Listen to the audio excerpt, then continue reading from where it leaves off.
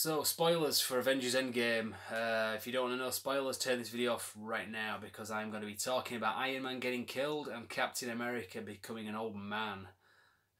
Which is basically what happens in this. I'm not going to just tell you the story of the film for the sake of spoilers. I'm just going to talk openly about the film and how I felt about it whilst giving away spoilers. So there's plenty in this film that I liked. Some real nice little touches. I mean, this film is 3 hours long and there are so many things going on in there. There's a lot of... I hesitate to use the phrase fan service because that sounds kind of like dumbed down. There's more to it than that. This is more of it's intelligent fan service, let's just put it that way. I mean, there's plenty of nods to the other films that came previously. And new ways of looking at things and just bringing old characters back, because obviously there is time travel in this one. We knew that. I've spoken about that in previous videos months and months and months ago when the film was being made. There was going to be kind of a Back to the Future 2 vibe to this, so they're not just going back in time in general. We're revisiting old scenes from old movies and seeing things from a different angle and seeing extended scenes. So whereas, for example, that last scene in the original Avengers movie where they're all stood around Loki after he's been all smashed up, and they all kind of pose in front of him and he says, "Look, I think I'm going to have that drink now." You see that from a different angle, and then you see Tony Stark saying, "Right, pick him up," you know, kind of thing. We've done like posing, standing around him. And it's pretty funny, like different take on it. And then obviously when they go downstairs, they all take the elevator and Hulk's not allowed in the elevator because obviously it's the top of the Stark Tower and he gets pissed off. So you didn't see that in the first movie, but in this you do. So I really like stuff like that. It's rare that you get to see that in film franchises.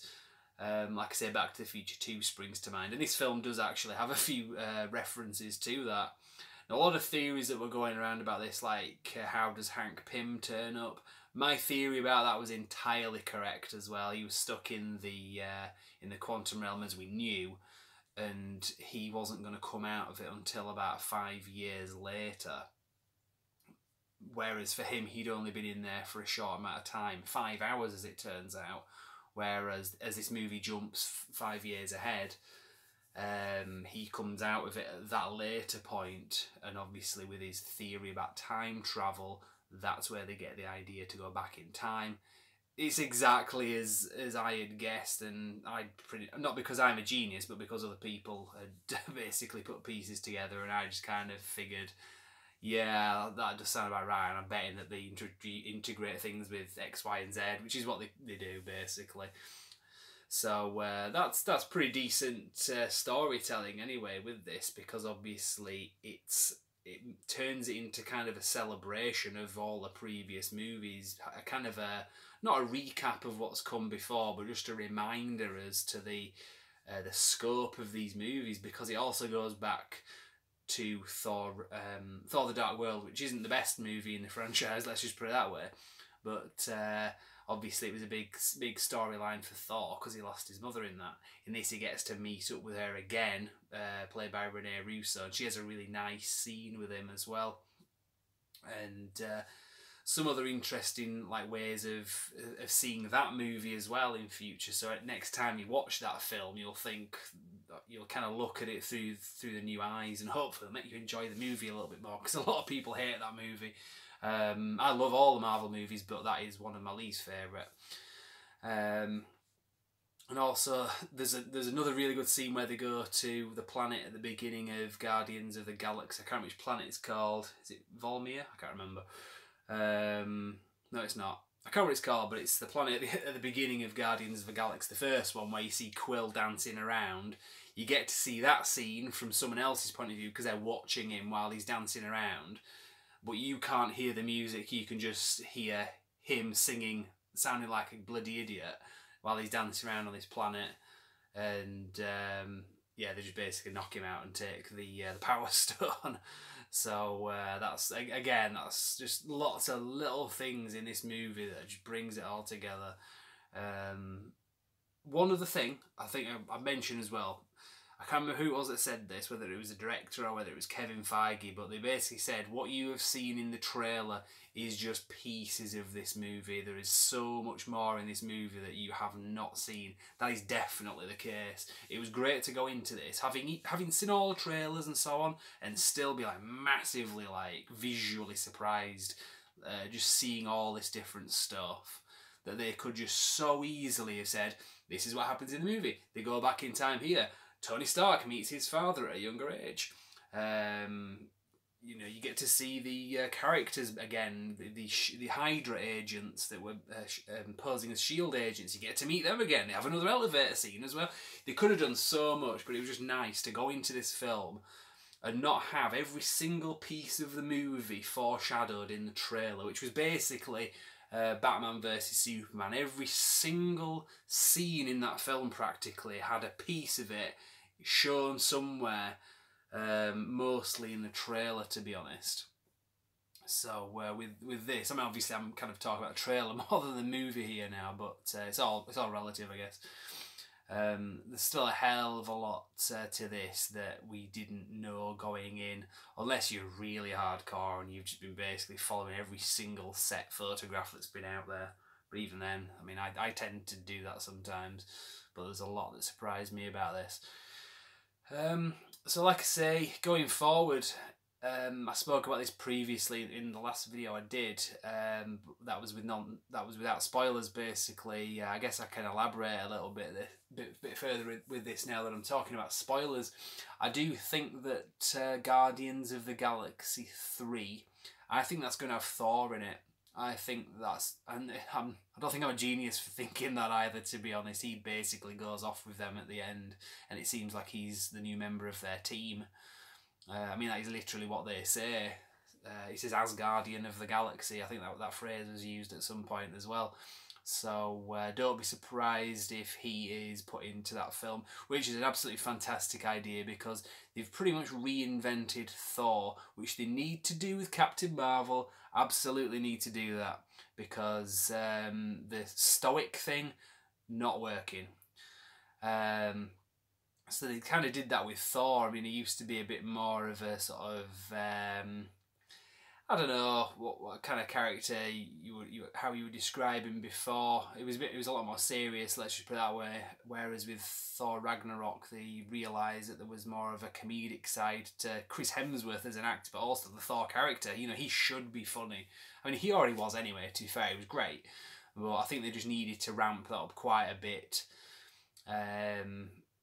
So I think having him reinvented like that, there's still a lot more for him to do. So we're not done with him yet, and it's, from what I understand, Chris Hemsworth is still enjoying this. So keep him in there. Keep him in Guardians of the Galaxy 3, because it's a perfect marriage of the original Marvel Cinematic Universe stuff with, well, stuff that came a little bit later and has continued now with all the cosmic stuff going forward.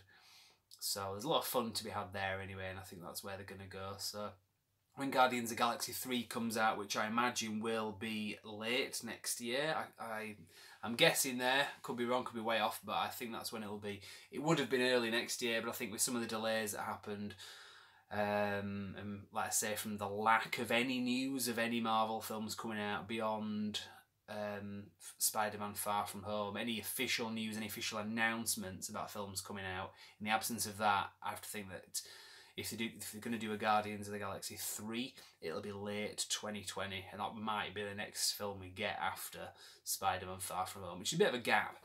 Funny that you think that, really, because that's only really about just over a year's gap. I mean, as a James Bond fan, we are used to waiting years between sequels. So to say, oh man, it's going to be like over a year until the next film, just shows how indulged and spoilt we've become with these Marvel movies. But I think it's great. It's been a great experience. I was just kind of reminiscing before the 2014 announcement, back when they announced the Phase 3 lineup. At that time, the only ones that we really knew about that were coming out at that time were Avengers Age of Ultron and Ant-Man. So we didn't really know what was coming out sort of 18 months after that. point.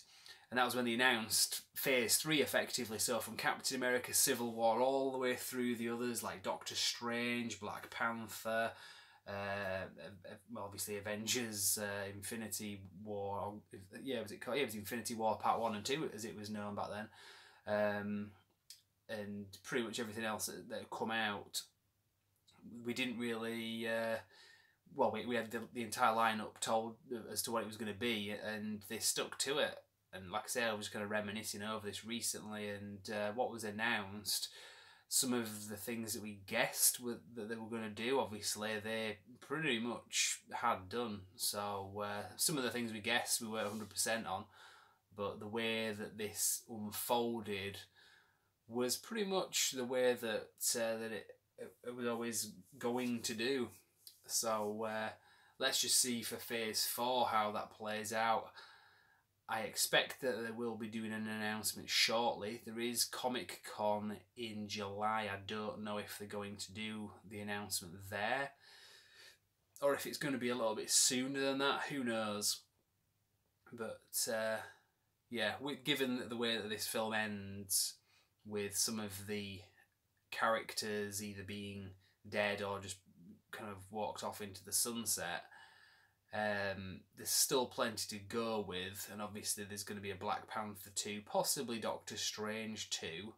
I think the first one was quite successful, but I imagine it might be quite a gap before they do that.